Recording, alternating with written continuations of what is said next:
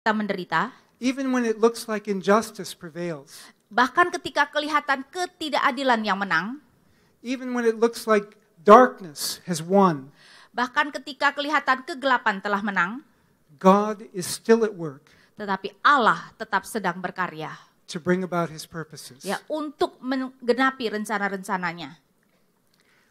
And the God who raises the dead Dan Allah yang membangkitkan orang mati is the God who is God both when he does the miracles adalah Allah baik ketika dia melakukan mukjizat and when he doesn't do the miracles. atau ketika tidak melakukan mukjizat.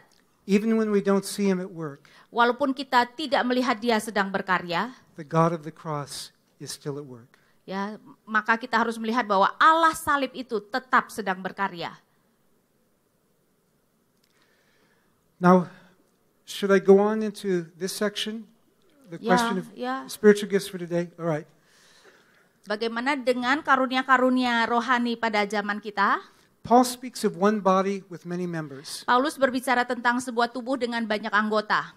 And in his various lists, Dan di dalam beberapa daftarnya, he lists a lot of various kinds of gifts. ya, Paulus mendaftarkan karunia-karunia yang berbeda di dalam daftar-daftar yang berbeda. Giving, Ya, bermurah hati, memberi, or financial stewardship for those Yeah. who are able to give ya, to people. pelayanan secara finansial kepada mereka yang membutuhkan, Teaching, mengajar. which is hopefully what we're doing now. Itu yang kita lakukan sekarang, kami lakukan sekarang. Prophesying, Bernubuat, speaking wisely, berbahasa atau berbicara dengan hikmat, healings, menyembuhkan, worship leading, menuntun atau memimpin ibadah, evangelism, penginjilan, and so on. dan seterusnya.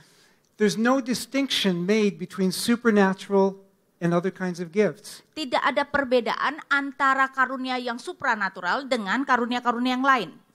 A body missing some of its members looks deformed. Ya, sebuah tubuh kalau dia kehilangan beberapa anggotanya akan kelihatan cacat.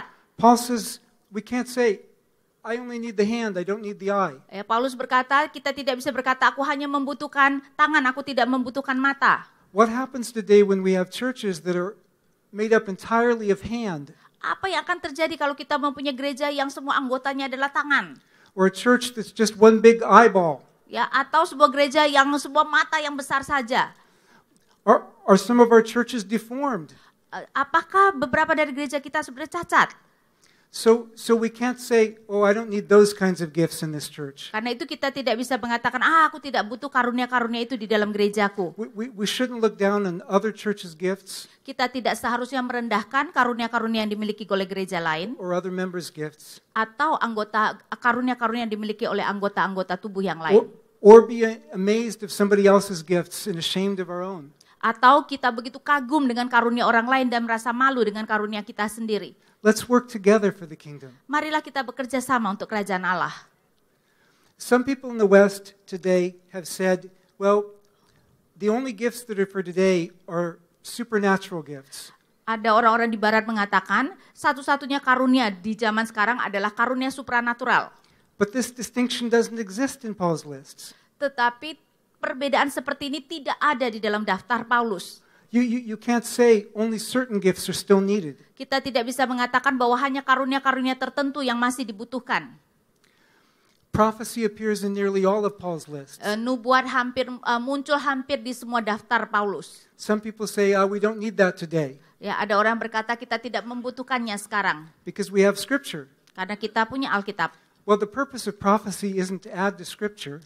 Tujuan daripada nubuat bukan menambahkan sesuatu kepada Alkitab. There were people prophesying in Scripture whose prophecies were never added to Scripture.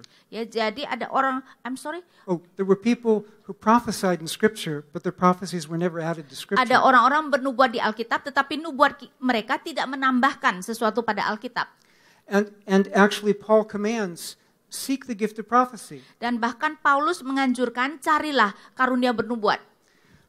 But today some people say, well, but we can't have any God revealing anything after Scripture was completed. Tetapi sekarang ada orang yang berkata Tuhan tidak lagi akan bernubuat karena Alkitab sudah diberikan. Well, I don't believe we're talking about new doctrine being revealed. Saya tidak memaksudkan bahwa kita diberikan doktrin yang baru. But unfortunately, the claim that there will be no prophecies after Scripture Tetapi sayang sekali klaim bahwa tidak ada lagi nubuat setelah Alkitab, is not found in the Bible. itu tidak ditemukan di dalam Alkitab. And therefore the doctrine that prophecies must cease after the Bible is completed Dan dikatakan bahwa doktrin dan nubuat akan selesai setelah Alkitab selesai. is itself a new doctrine being added to Scripture. Itu sebenarnya adalah doktrin yang baru karena tidak ada di dalam Alkitab. Because 1 Corinthians 13 says when prophecy will cease. Karena 1 Korintus 13 berbicara tentang ketika nubuat akan berhenti. When we see Jesus face to face. Yaitu ketika kita bertemu dengan Yesus muka dengan muka. When we know even as we are known. Ya, di mana kita tahu lebih daripada yang sekarang kita tahu. And this seems to be the case for all the gifts. Dan ini kelihatannya terjadi pada semua karunia. The gifts are partial and they're foretastes to the future. Dan karunia-karunia itu sebagian dan itu merupakan cicipan awal terhadap masa depan. Well, when Jesus comes back, we won't need what's partial. Ya, dan ketika Yesus datang kita tidak butuh lagi yang sebagian ini. But what guides us in the use of the gifts, Tetapi yang menuntun kita di dalam pemakaian karunia ini, that is forever. dan itu adalah untuk selama-lamanya. And Paul says that is love. Dan itu adalah kasih, kata Paulus. So we need to love one another Karena who itu have different gifts. kita perlu mengasihi satu dengan yang lainnya. In Acts chapter 2, Di dalam Kisah 2, Peter says in the last days God will pour out his Spirit. Petrus berkata bahwa pada hari-hari terakhir Allah akan mencurahkan rohnya. It's later now than it was then. Ya, sekarang ini lebih telat daripada pada waktu itu. So there's no reason to think that God poured out his Spirit and then poured it back again. Ya, jadi tidak ada alasan untuk memikirkan bahwa Allah mencurahkan rohnya dan kemudian menarik kembali. And I'm hurrying so I can, but we still need discernment. Tetapi kita tetap membutuhkan hikmat untuk membedakan. As we said earlier, not all spirits are from God. Seperti yang saya katakan tadi, tidak semua roh adalah dari Allah. We need to evaluate prophecies even in the church. Ya, kita seharusnya mengevaluasi nubuat bahkan di dalam gereja. 1 Corinthians 14:29. 1 Korintus 14 ayat 29. 1 Thessalonians 5 I'm sorry. 1 1 Tesalonika 5. says, don't despise prophecy, but evaluate it. Ya, jangan meremehkan nubuat, tetapi kita harus menilainya, mengevaluasi. So again, don't throw the baby out with the bathwater, Sekali lagi, jangan membuang bayi dengan air mandi tersebut. but don't drown the baby there either. Tetapi juga jangan menenggelamkan babi di babi lagi. Jangan menenggelamkan bayi di dalam air mandi itu. 1 Corinthians says that we are to seek spiritual gifts, 1 Korintus mengatakan kita seharusnya mencari karunia rohani. but remember what they're for. Tetapi ingat untuk apa karunia rohani tersebut. They're to build up the body. Ya, karunia itu adalah untuk membangun tubuh.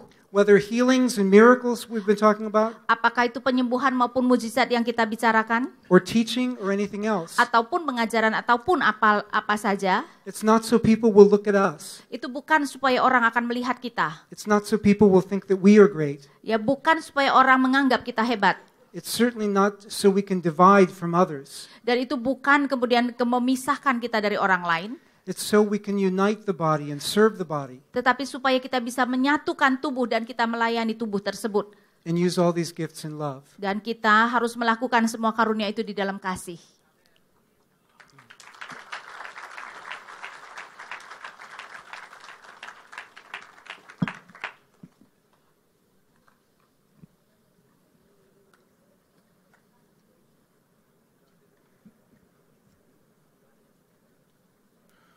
Thank you, Professor Kinner.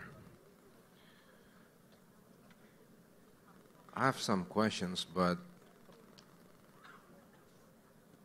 this,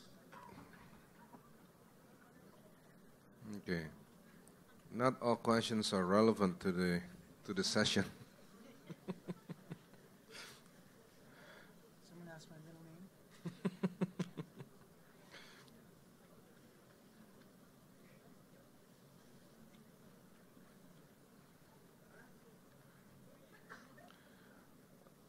Somebody asked again the same question that was asked yesterday about the 5 breads and 2 fish miracle. How is your explanation about this miracle? Ada orang menanyakan pertanyaan yang sama seperti kemarin, yaitu mengenai 5 roti dan 2 ikan. Ya, Bagaimana penjelasannya? It was asked yesterday, right? I already answered that question on one level, so I guess I'll try to answer it a different way. Ya, saya sudah menjawabnya di dalam satu level, jadi mungkin saya akan mencoba menjawabnya dengan cara lain.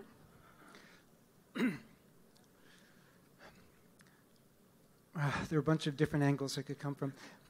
In John chapter 6, Di dalam Yohanes 6, when Jesus did this miracle, ketika Yesus melakukan mukjizat ini, that kind of evoked the miracles of Moses.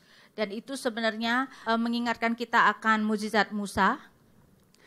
The crowd wanted to make Jesus a king, Ya, kerumunan kemudian mau menjadikan Yesus sebagai raja.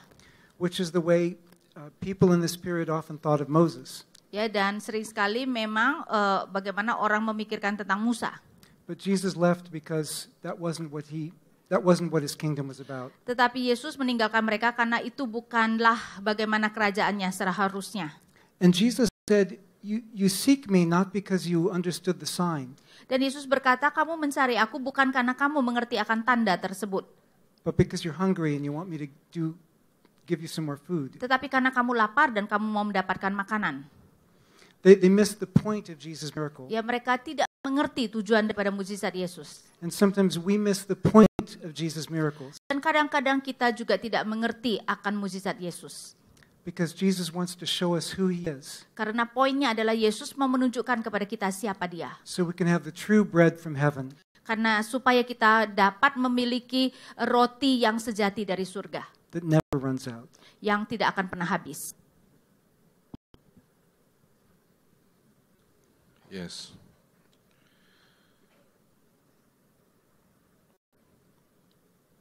Di dalam pertanyaan-pertanyaan yang diajukan ke saya di sesi ini, banyak pertanyaan-pertanyaan yang berulang, yang kemarin sudah dijelaskan atau yang barusan dijelaskan. Misalnya mengenai iman, barusan dijelaskan mengenai iman. Tapi pertanyaan-pertanyaannya kebetulan yang kali ini justru mengenai iman, gitu. Tapi udah dijelaskan.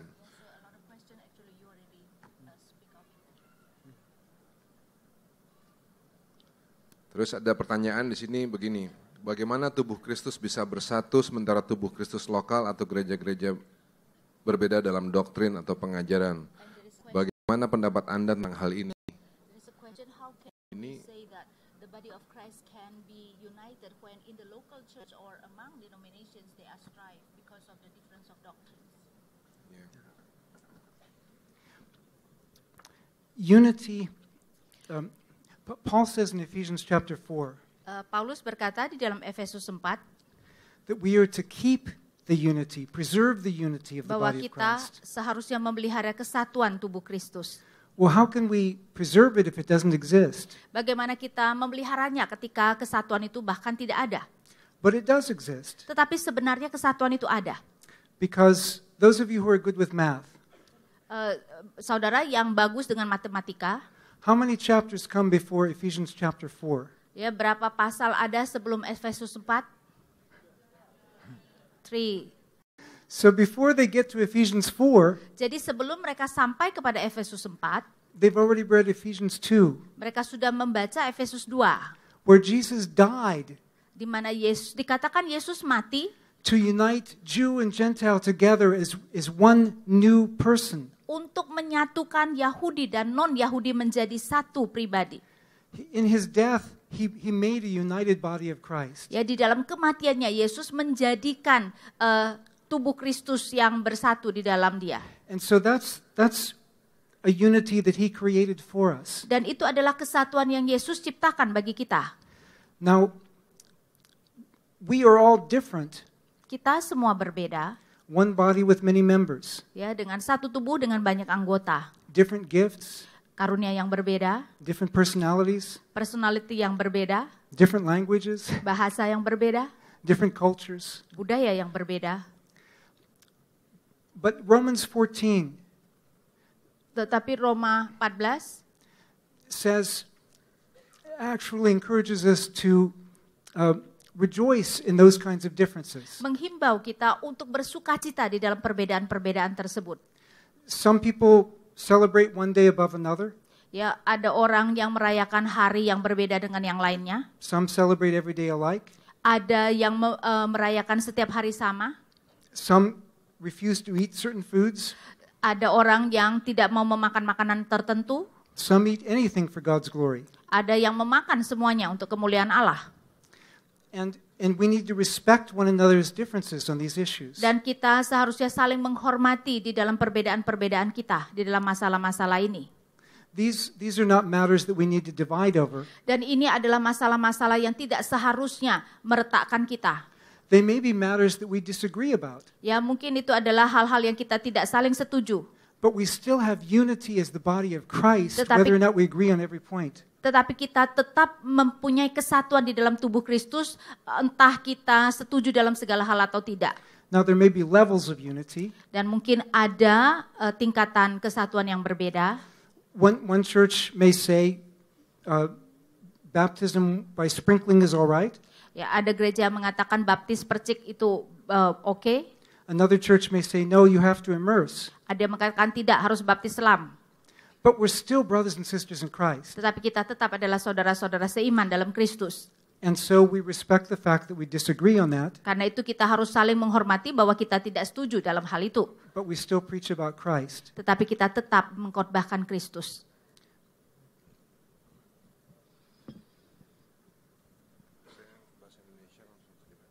Oke.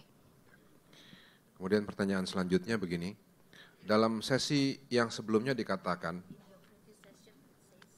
bahwa mujizat adalah bagian dari kita mencicipi hal kerajaan Allah.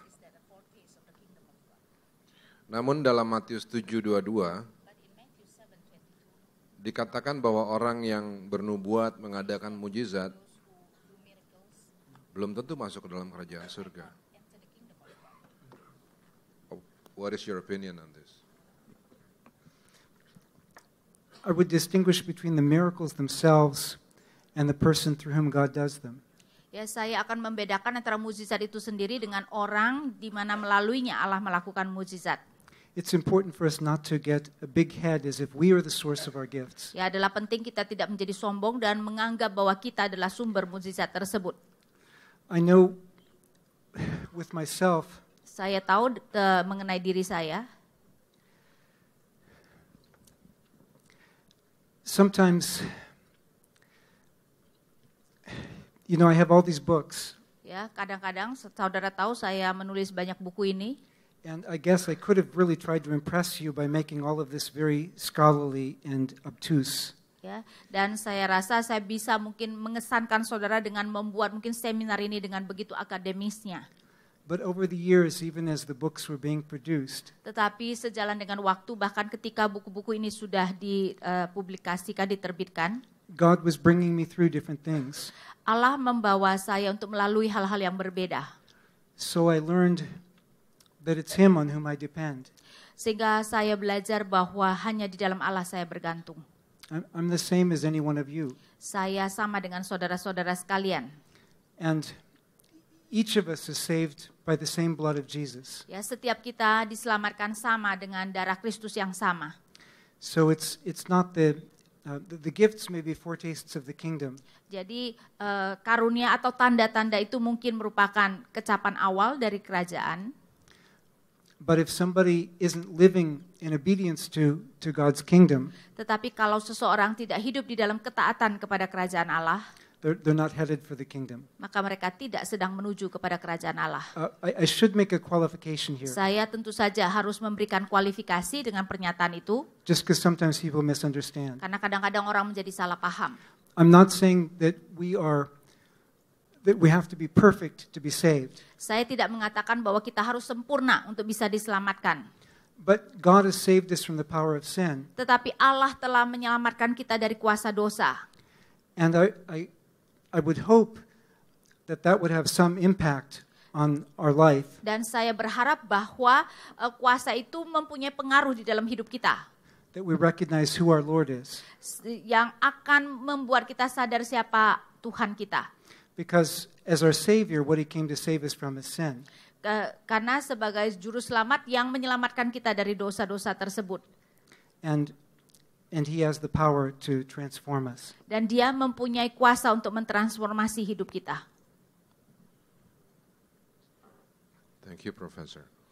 Next question. Banyak orang berpikir bahwa nubuat sama dengan wahyu, A lot of people think that prophecy is the same as revelation. sehingga menganggapnya doktrin baru. So they think it's a new doctrine. Bolehkah menjelaskan perbedaan nubuat dan wahyu? Can you explain between prophecy and revelation?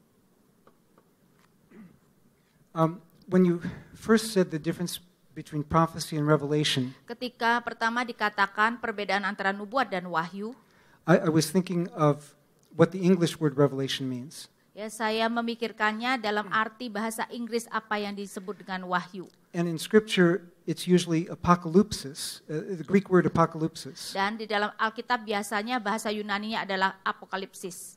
And so I was going to answer Jadi saya akan menjawab that the difference between prophecy and revelation bahwa perbedaan antara nubuat dan wahyu is that revelation is what God reveals to you. adalah wahyu adalah apa yang Allah wahyukan. It's not necessarily